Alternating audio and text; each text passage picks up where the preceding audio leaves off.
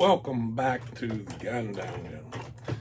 Loading some more 300 Blackout, as you guessed. I'm actually shooting two of these videos back to back. So last week's video, actually just recorded it about 36 seconds ago.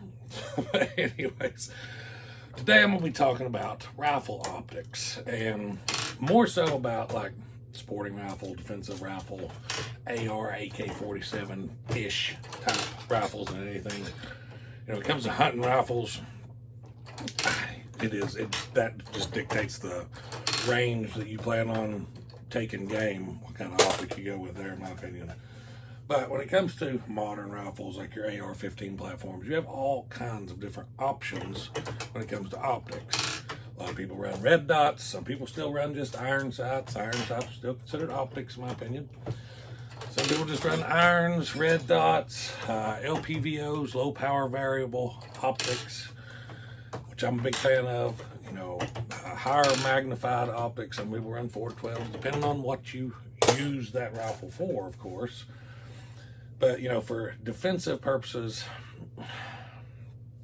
most of my rifles that are set up for defensive purposes, kind of a Freedom, what's Iraq Veteran 88 call them, Life and Liberty type rifles.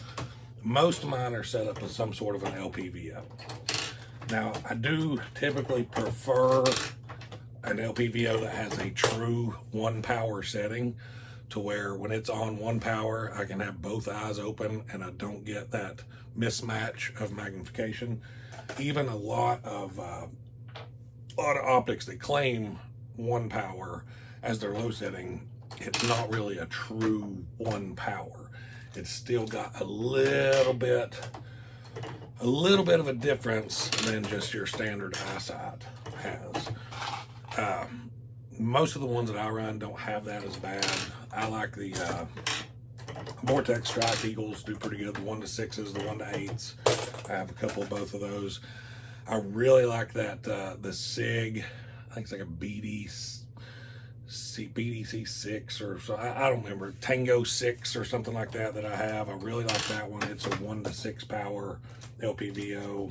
I think it's a Tango 6 or something, BDC, or I don't know. I don't remember exactly. There's so many different names for shit anymore. I don't remember half of what's what. But essentially, I like those. Now, I do have a Leupold Freedom 1.5 to 4 power LPVO, and that sucker is small and light. It's the lightest one of all of them that I have. Super, super light, and I have it on a super light, super short, handy rifle, that 300 Blackout CVA. But I did have it on my Stag AR for a while, and really the 1.5 power, I can still use it with both eyes open on the lowest setting, the 1.5 power, and it doesn't mess with me too bad. But I think it's because where I grew up, even hunting with a 3-9 optic, you had to learn how to shoot quickly with both eyes open, get on target quickly with both eyes open, because a lot of times where I live, thick brush, hills, when you're deer hunting, you jump deer up a lot going to and from your stand. So if you wanted to take that deer, you had to be quick to get on it. And if you had a 3-9 optic, you better figure out how to use both your eyes real quick, or you're not going to it's going to be gone before you can think twice about it. So I think that helps. I can do a 3 power optic and get on target really quick with both eyes open. Now, it's not ideal. It's not what I prefer, but I can do it. And the 1.5, it's not terrible to do it with, but it would be better if it was an actual 1-4.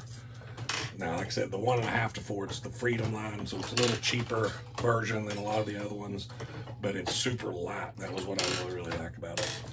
But, you know, and my second choice, which I have on a lot of my rifles too, is just a good old red dot.